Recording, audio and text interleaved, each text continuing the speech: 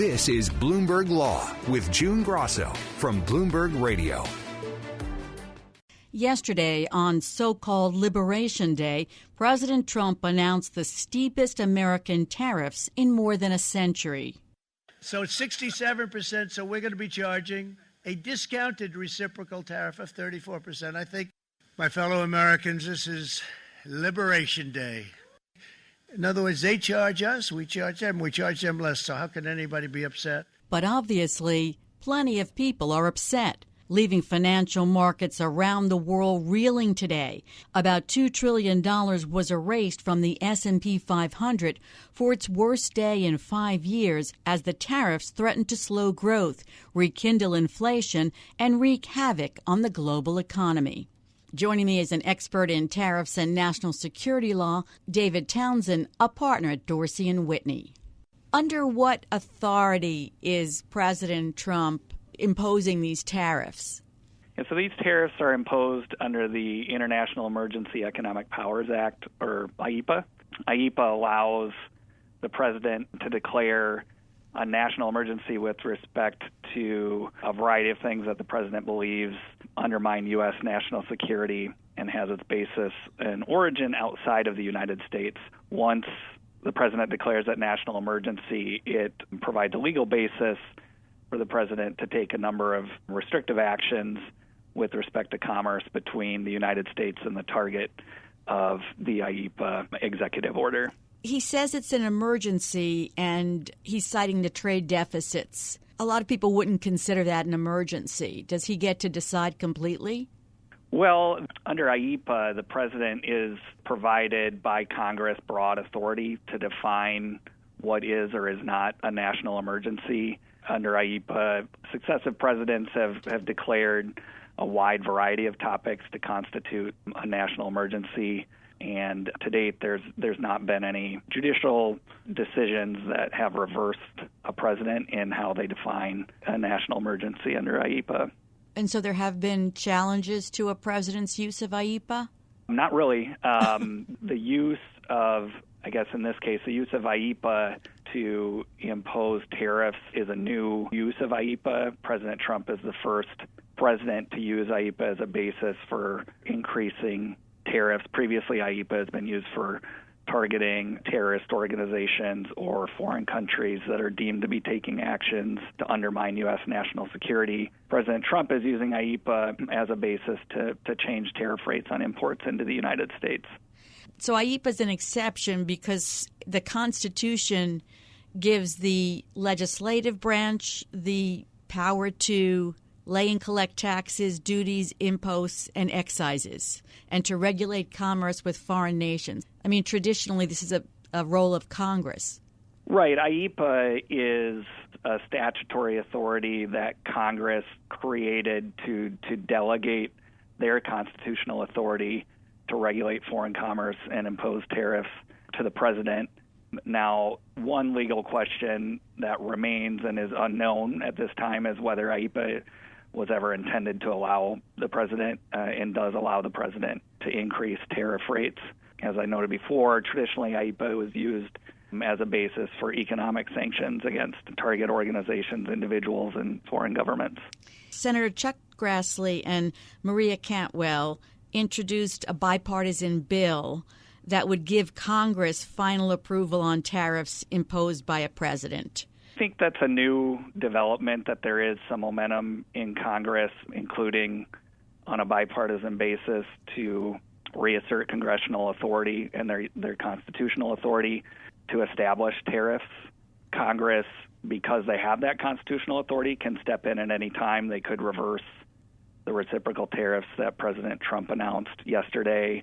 They could reverse the Section 301 tariffs that have been in place since 2018. They've chosen thus far not to do that. But I do think what you're seeing now is because these tariffs are reaching new countries, including our neighbors such as Canada and Mexico, there is some momentum in Congress to re-examine and potentially check what the president is doing in the tariff space. So, in other words, they don't need this new bipartisan bill. They could just negate his tariffs by themselves? Congress could pass a statute establishing tariff rates for individual countries. That would be and take precedence over the executive orders issued under IEEPA. Congress also can introduce resolutions terminating a national emergency. So in theory, Congress could take action to withdraw the legal basis for the reciprocal tariffs that President Trump announced yesterday. They have not to date done that. And again, I'd go back to the 2018 tariffs against China. That's an example where Congress has the authority to do something and to reverse it, but to date has not done so. I think the main point, is that Congress has a variety of tools they could use here to modify, to reverse, to change what the executive branch is doing with respect to tariffs. Do you see a method in the way the tariffs have been imposed? The actions under IEEPA are designed to allow the president to act with maximum speed and without really any process prior to the decision to impose the tariffs. And, under the executive order, President Trump said there's a variety of foreign barriers that U.S. companies face that justify these reciprocal tariffs. I think in terms of the final numbers, it's difficult to explain how those numbers were arrived at and what exactly the basis is for them. I think, the numbers were higher than a lot of people expected. I think that's reflected in what the markets are doing today as they adjust and look at the full impact of what President Trump is doing. How will it impact businesses in the United States? What businesses in particular will it have an impact on? I think of tariffs as unique to each company, really. Each company operates in a different market with different price pressures and profit margins and competition. And so it's hard to generalize how these tariffs will hit. I think that businesses, to the extent they can take a wait-and-see approach because they've built up inventory, that's one strategy. It's unclear the way these tariffs are set up, whether over the medium to longer term they'll remain in effect. So to the extent companies have that buffer, that is a very valuable tool for them. I think for other companies that don't have the luxury of waiting, they're looking at, to the extent they can pass the increased cost on to their consumers without undermining their volume of sales. And from my standpoint, as an attorney who advises companies on tariffs, I also think a lot of companies realize that the compliance stakes are significantly increased when the tariff goes up this much, right? Because if your compliance practices don't get the country of origin correct or the valuation correct, that now translates into a fairly significant change in revenue that should have gone to the U.S. government if you're getting it incorrect. So from a compliance standpoint, it's riskier now than it was on Monday with respect to declarations to U.S. Customs. What are some of the biggest questions you're getting from clients? I think companies are, at least as of right now, trying to fully understand what the map looks like, so to speak, with respect to the tariffs.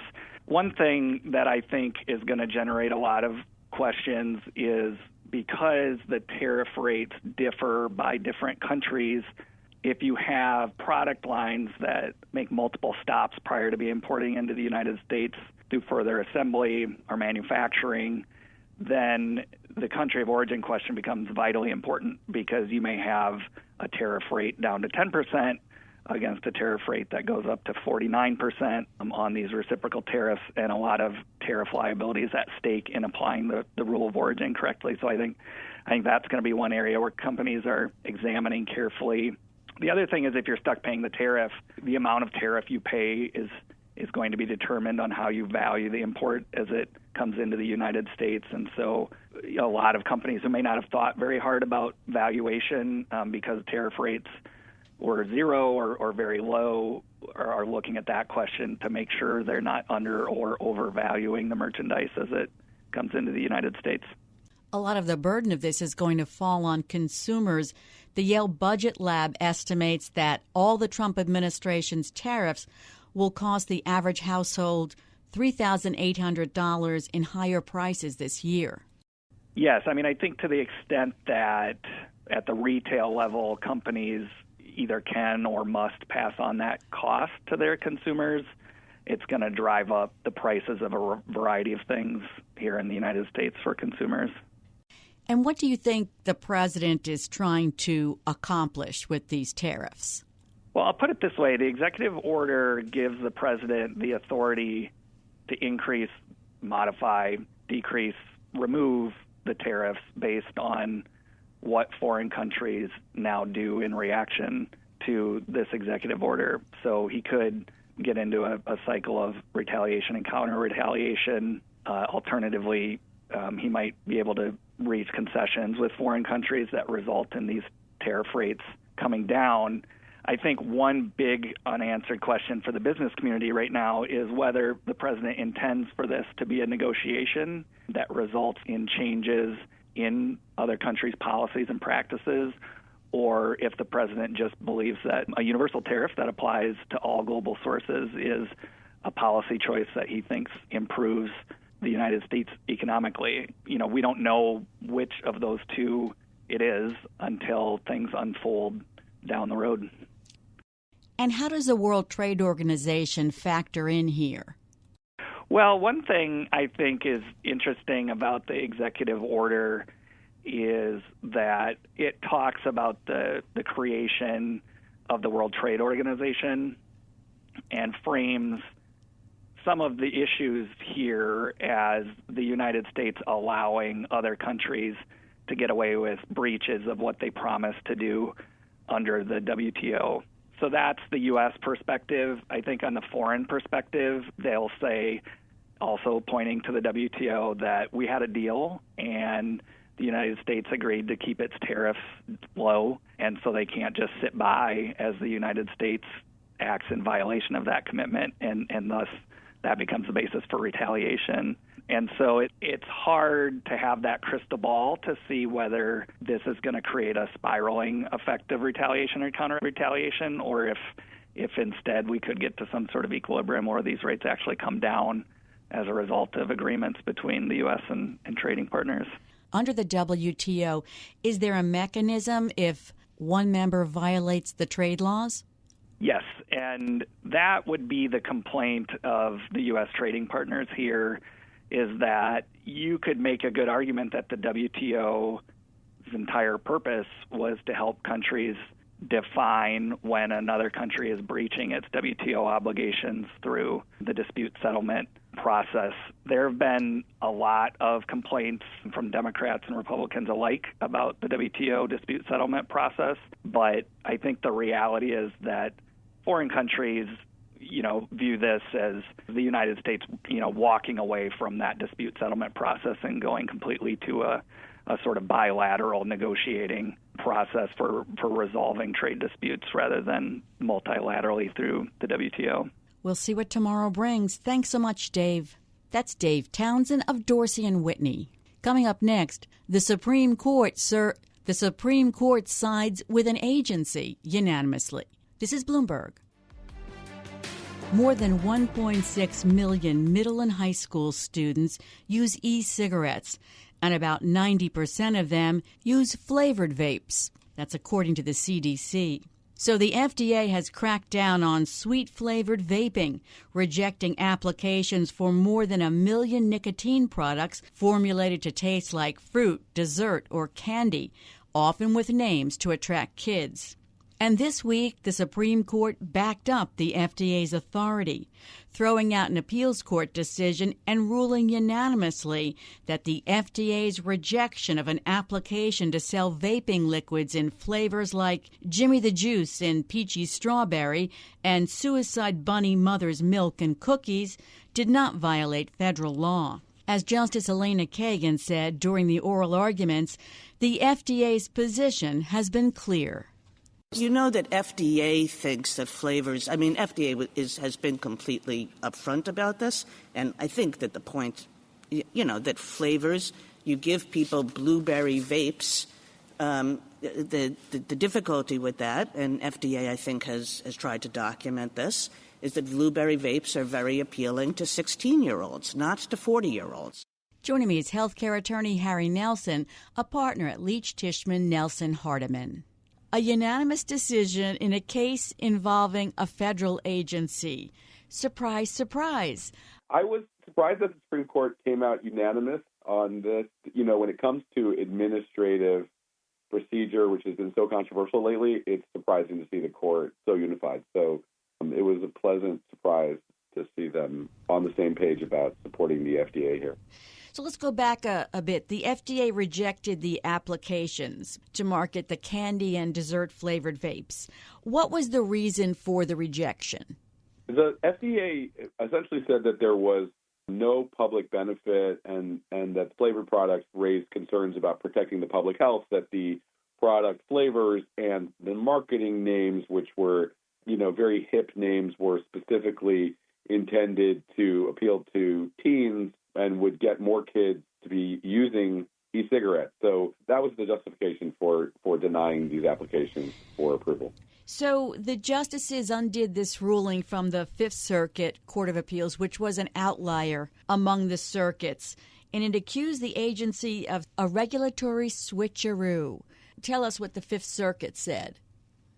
Yeah, so the 2023 decision from the Fifth Circuit was, along the lines of the kind of conservative critique of federal agencies that we've heard in recent years, that they had essentially exceeded their authority under the Administrative Procedure Act, which is the federal law that gives the federal agencies the right to make decisions. And they accused them of moving the goalposts by changing the evidentiary standard of how the decision on authorization of these products was made. For example, adding a requirement to get studies with randomized controlled trials, even though that had not been clearly communicated as something that the FDA was going to expect a few years earlier. They also criticized them for inconsistency and lack of transparency in the decision-making process. And frankly, it was not surprising to see the Fifth Circuit, which has been such a kind of, tip of the spear in the kind of activist conservative arguments against federal agency rulemaking, to see them sort of standing out from the other circuits and taking the FDA to task and siding with the industry. So that was the sort of underlying basis of their decision.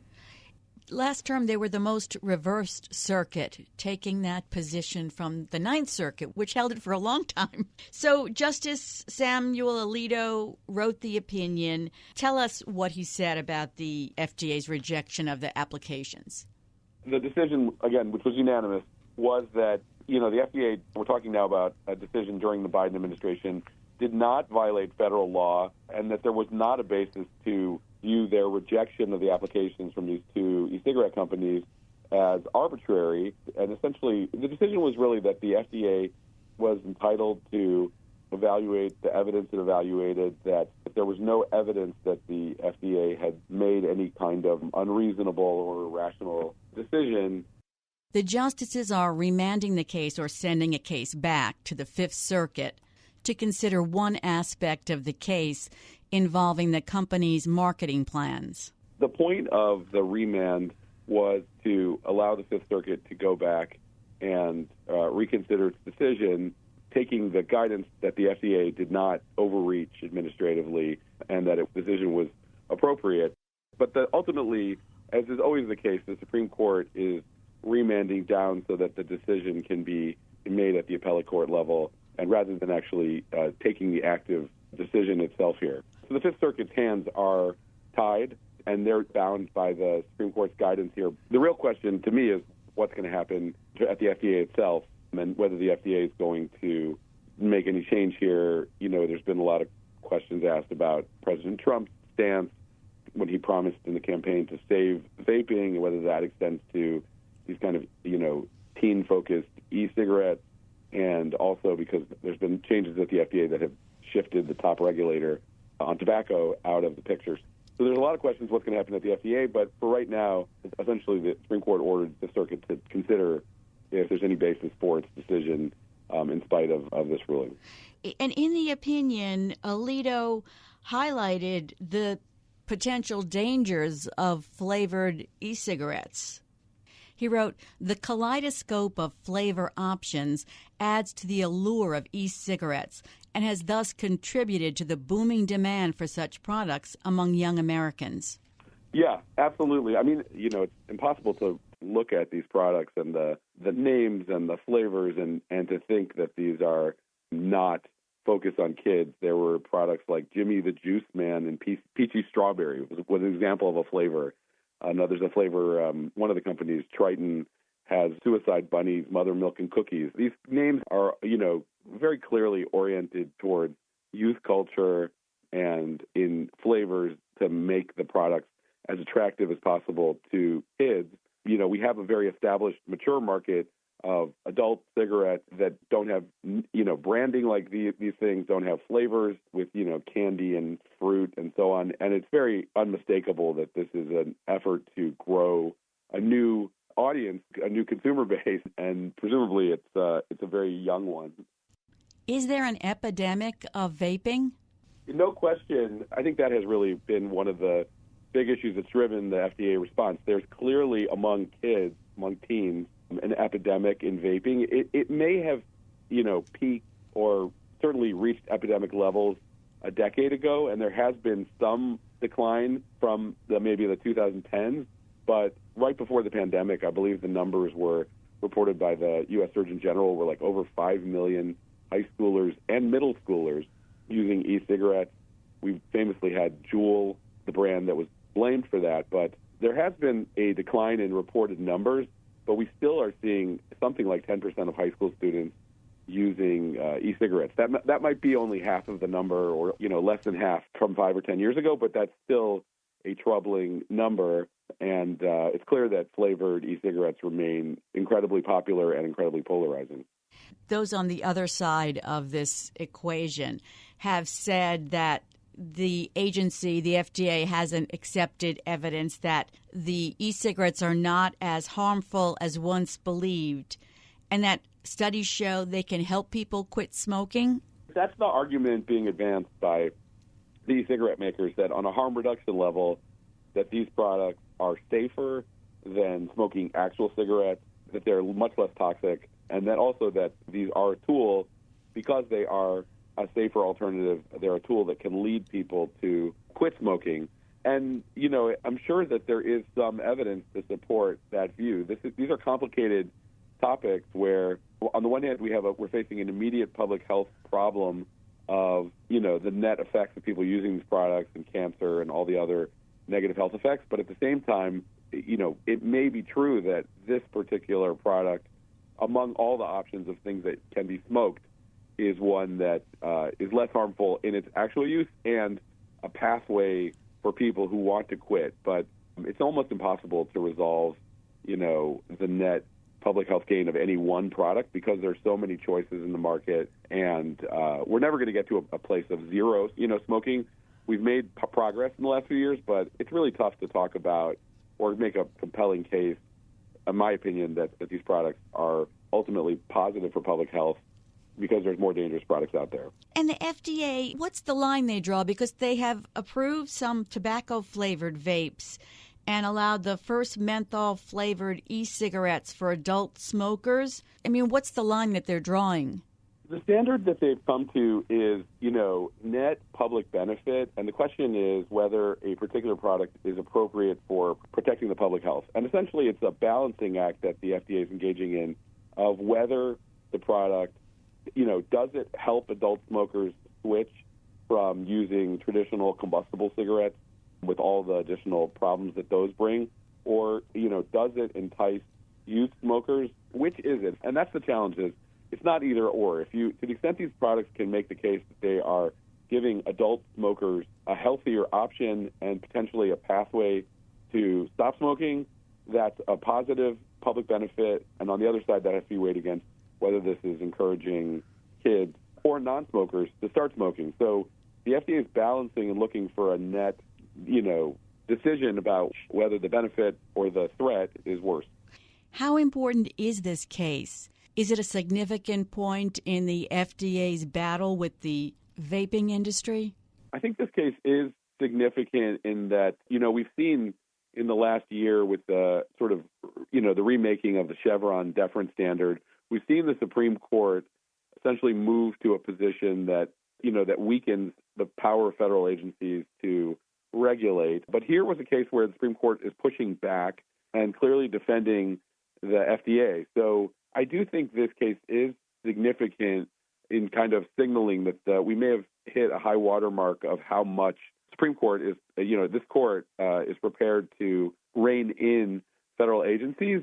On the particular issue of e-cigarettes, given all the changes going on at the FDA, it remains to be seen whether this decision will have any relevance, because the FDA could, on the ground, make new actors at the FDA could certainly come up with a more liberal decision, if that is in fact the trend or the view of the current leadership. So I think it's a significant decision in sort of measuring where the Supreme Court is on federal agencies generally, but not necessarily the end of the story with regard to, kids and e-cigarette flavors.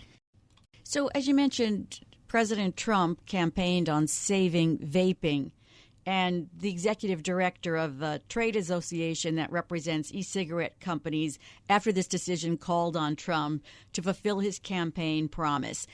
Did Trump promise to save flavored vaping or just vaping? This is a huge question. It's, by the way, in the first Trump administration, we saw that they were supportive of efforts to rein in flavored e-cigarettes in kids. My sense is that what President Trump on the stump campaigning with when he talked about saving vaping was really to rein in public regulation at the state and local level of adults' ability to smoke in public and outdoor venues. And we've constrained more and more as a society whether people can smoke in restaurants, in cafes, in like public venues, in parks, and concert venues. And I think President Trump was standing up for and saying, I'm not going to let them take this away from you further and eliminate smoking from our society entirely. But I don't think he was in any way trying to take a position on this. And I think it's a really interesting issue because while we do see that there is this kind of libertarian, let people do what they want to do standard in the Trump administration to some extent, we also see like a push for, make America healthy again. And I don't personally believe that President Trump is going to put energy into resuscitating, the flavored e-cigarette companies, the promotions that are edgy and pushing towards a younger market. I just don't think that's where he was. To the extent anyone can read the tea leaves on what he's saying, I just don't think that's what he meant to say. And have there been changes at the FDA of people who work in this area? It's a challenge right now to figure out what's going on. We know that, as I mentioned, Brian King, the previous head of tobacco regulation at the FDA, he is gone. Obviously, we're still learning what, the role of RFK, Robert F. Kennedy, is going to be. And we're seeing a massive, restructuring and pulling out of people in not only areas like vaccines, but also in tobacco. So I do expect that there's going to be a new team and a new direction on this, but it's still too early to tell exactly who is going to be leading it and exactly what the charge is going to be. Last month, the New York State Attorney General filed suit against 13 manufacturers, distributors, and retailers of vape devices, accusing them of targeting young people with a highly addictive product. So we might see more state enforcement? Yeah, absolutely. It's going to, you get into a really interesting area of state, federal, where clearly states like New York and California are going to take a much more aggressive stance and take the lead on, filling what they perceive as a gap as we see some more, liberal policies on a whole number of issues around tobacco. So I think it would not be surprising to see more states doing things like flavor bans and more, smoke-free air laws and more age restrictions. And it's clear that, those states that are at odds with the federal approach are going to, step into the void here. And we should expect to see that for the next few years. Coming up next on the Bloomberg Law Show, is Robert F. Kennedy Jr. confirming the worst fears about his running the Department of Health and Human Services. I'm June Grasso, and you're listening to Bloomberg. I've been talking to healthcare attorney Harry Nelson, a partner at Leech Tishman Nelson Hardiman. I want to turn to RFK Jr. and his leadership of the Department of Health and Human Services. As many as 10,000 notices were sent to scientists, senior leaders, doctors, inspectors, and others in his massive restructuring of the agency. He's been a vaccine skeptic and subscribed to various fringe theories, and his position on vaccines was a top topic during his confirmation hearings. Here's an exchange with Democratic Senator Ron Wyden of Oregon. I support the measles vaccine. I support the polio vaccine. I will do nothing as HHS secretary that makes it difficult or discourages people from taking either of those Anybody vaccines. who believes that ought to look at the measles book you wrote saying parents have been misled into believing that measles is a deadly disease. That's not true. But he's pushed out the top vaccine official at the FDA. He's announced plans to investigate already debunked theories between vaccines and autism. And he's still promoting alternatives to vaccines. Well, I mean, we've seen like a complete clearinghouse of all the vaccine leadership, personnel in multiple parts of the Department of Health and Human Services are being cleared out. So we're seeing that, he's moving very quickly. By the way, it's going to be very interesting to watch him on tobacco because he was seen during his confirmation hearing actually using a nicotine pouch. So there's a lot of people kind of questioning what his precise position is going to be on this issue. But clearly, we've already seen from the moves that are being made aggressively to transfer and put on administrative leave people in leadership roles in vaccine strategy that there's going to be major changes coming in vaccine policy and a much more neutral position coming from the federal government. He did make promises to some senators to get confirmed. Of course, we know how much promises made during the confirmation process.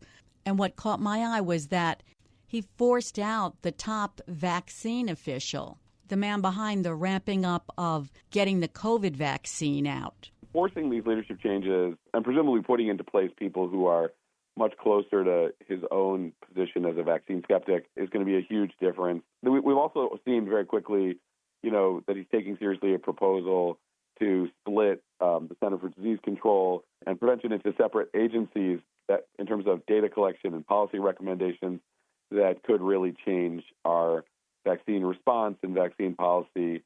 And, we've seen removal of testing requirements in the Head Start program. And so it's likely that a lot of the vaccine mandates at the federal level are going to be either weakened or removed. And just as we were talking about a minute ago, it's very likely that in many states, those things will pop back up as state-level requirements.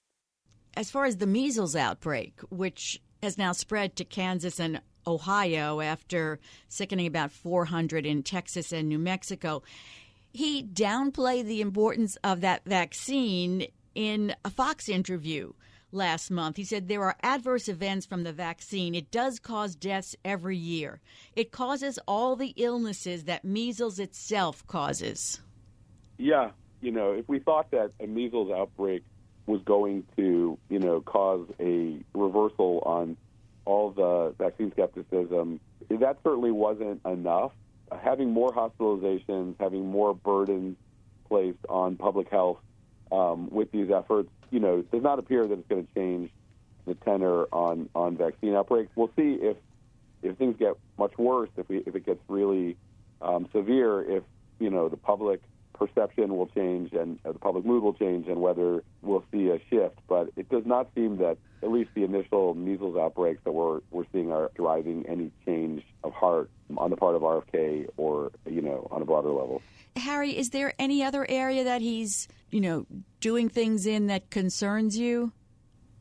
I mean, there's a lot of things that we're watching, the announcements of cuts in research across, except with regard to chronic disease issues, and really narrowing the focus of government-funded research is really concerning for the future of, drug development and just sort of health advances. I do think that RFK has very particular focuses, and this will be a good time probably for investment in chronic disease research, but not for anything else. And we have a whole range of health problems.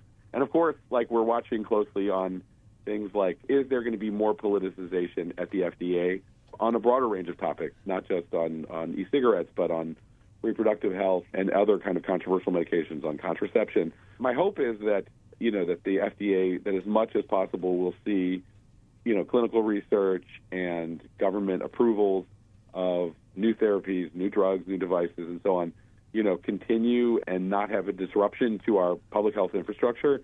But I'm certainly worried that it could be a little chaotic in the months and next couple of years to come. Thanks, Harry. That's Harry Nelson of Leech Tishman Nelson Hardiman. And that's it for this edition of the Bloomberg Law Show. Remember, you can always get the latest legal news on our Bloomberg Law podcasts. You can find them on Apple Podcasts, Spotify, and at www.bloomberg.com/podcast/law.